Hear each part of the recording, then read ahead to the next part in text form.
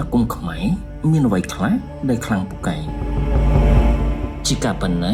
វាក៏ជារឿងសំខាន់មួយដែរដូច្នេះយើងនឹងកកកាយរកឫសគល់នៃមន្តអាគមខ្មែរដែលជាមរតករបស់ដូនតាយើងដើម្បីយកមកអធិប្បាយជជែកវែងញែកដើម្បីឲ្យកូនខ្មែរយើងបានដឹងបានយល់នៅអ្វីដែលដូនតាយើងបានបន្សល់ទុកផងដែរ1អាវដៃជះ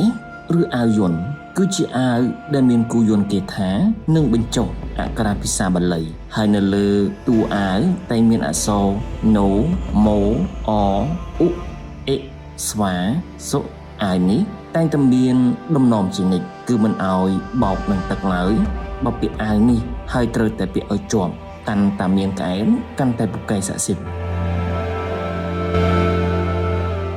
2កន្សែងយន្ត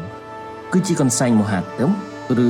ជាតីដែលមានគូយន្តគេថាដូចនឹងអារិជះដែរជួនកាលមានបញ្ចុះស្នាមបាត់ដៃបាត់ជើងមេដាបិតាឬជាគ្រូឧបជាអាចារ្យឬអ្នកមានគុណសម្រាប់បងនឹងក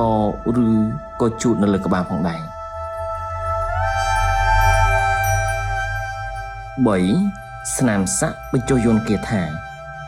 ស្នាមសាក់គឺជារបៀបសាក់នឹងដែកដែលមុតស្រួចជាមួយនឹងទឹកថ្នាំដែលជាប់នឹងខ្លួនមនុស្សជានិច្ចស្នាមសាក់នេះគឺត្រូវសាក់ដោយបញ្ចុះជាមួយនឹងមន្តអាគមគេថាដូចជាមហាទម្ងន់ស្ដេចស្វាស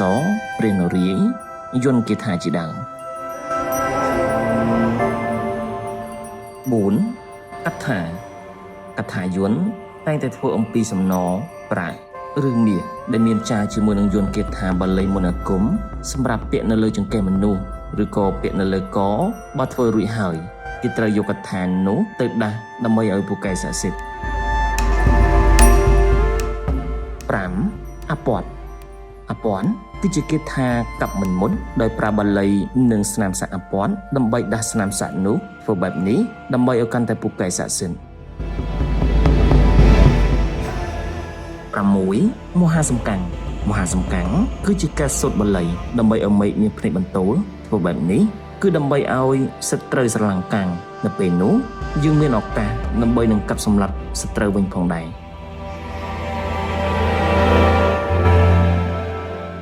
7មន្តសណ្ដំ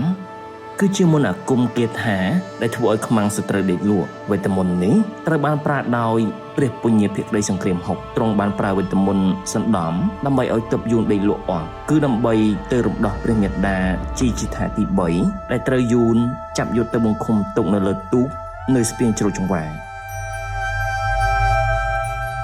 8អំពើធ្មប់គឺជាវេទមន្តដែលសាគេថាបាច់អង្គចេញជាស្រាំងខ្មុំ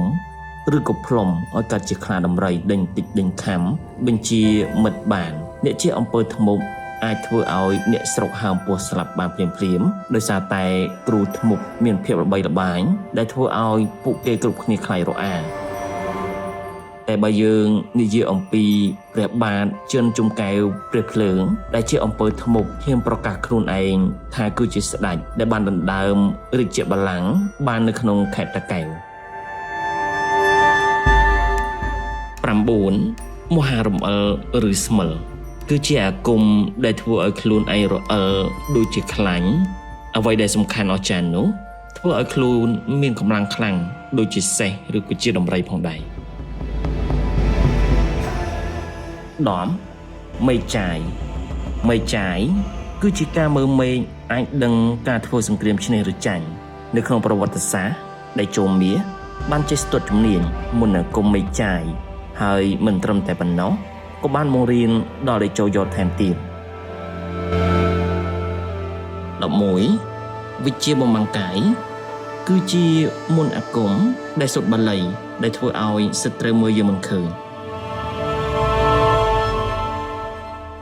12កូនក្រគឺជាទីរក់នៅក្នុងផ្ទៃម្ដាយដែលទើបនឹងបាន3ខែទៅ5ខែហើយម្ដាយត្រូវបានប្រគល់ទៅឲ្យឬក៏វាកាត់យកទីរក់ប៉ាន់កដៃនោះត្រូវបានគេយកទៅឆ្អើរឲ្យក្រៀម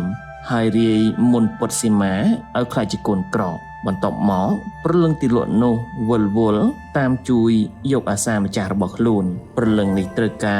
រថែរក្សាការថ្នាក់ថ្នមពីឪពុកឬពីម្ដាយបើថែរក្សាបានល្អកូនក្រនោះ នឹងតាមថែរក្សាជារៀងរហូតហើយអ្វីដែលសំខាន់នោះកូនក្រនឹងប្រាប់មុននៅពេលដែលមានរឿងចម្លែកមកលើម្ចាស់របស់ខ្លួនទុយទៅវិញបើសិនមើលថែមិនបានល្អនោះកូនក្រនោះនឹងធ្វើទុកបុកម្នេញទៅវិញមិនខាន 13. សក់កណ្ដាញ់សក់កណ្ដាញ់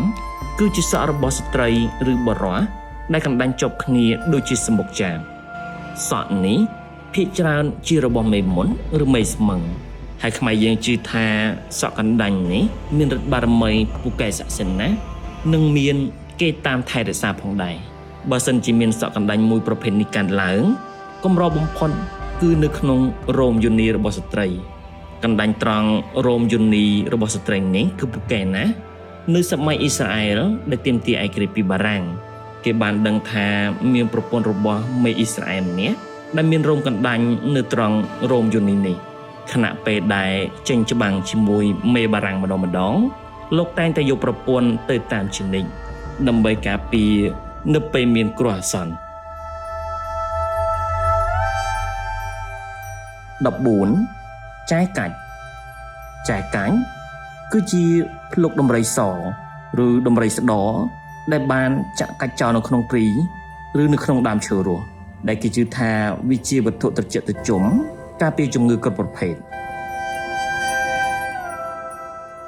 15. ខ្នាយតាន់ខ្នាយតាន់គឺជាចែរបស់ជ្រូកព្រៃដែលបានចាក់កាច់នៅក្នុងព្រីដូចគ្នាមនុស្សមួយចំនួនបាននិយាយថាប្រសិនបើបានចាប់បានទាំងរស់វាពូកែស័ក្តិសិទ្ធិជាង 16. កុយកុយគឺជាកុយរបស់រមាសកាន់តែពុះកាន់តែល្អ 17. គុជគុញកើតមាននៅក្នុងក្បាលសត្វគុជដែលពូកែស័ក្តិសិទ្ធិជាងគេនោះគឺគុជឃ្មុំ 18. នាងពូននាងពូនកើតមានឡើងនៅក្នុងដើមឈើហើយភាគច្រើននាងពូននេះមានសភាពរឹងដូចជាកែវក្រៅពីនេះទៅទៀតនៅមានមន្តអាគមនិងរបស់ពូកែជាងនេះថែមទៀតផងដែរ